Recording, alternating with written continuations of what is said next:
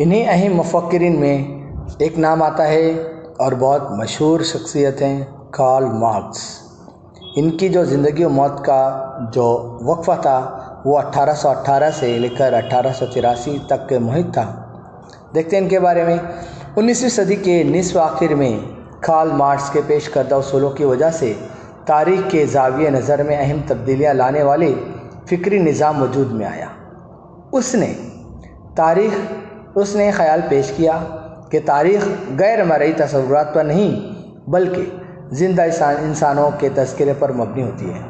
انسانوں کے آپسی تعلقات ان کی بنیادی ضرورتیں پورے کرنے کے لیے میسر ذرائع پیداوار کی نوعیت اور ملکیت پر مبنی ہوتی ہیں۔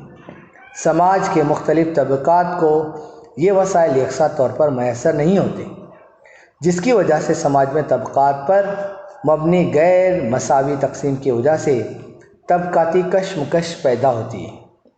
انسانی تاریخ اسی طبقاتی عدم مساوات کی تاریخ ہے۔ جن طبقات کے پاس ذرائع پیداوار ہوتے ہیں وہ دیگر طبقوں کا معاشی استحصال کرتے ہیں۔ کارل مارکس کی تصنیف داس کیپٹل دنیا بھر میں مشہور ہے۔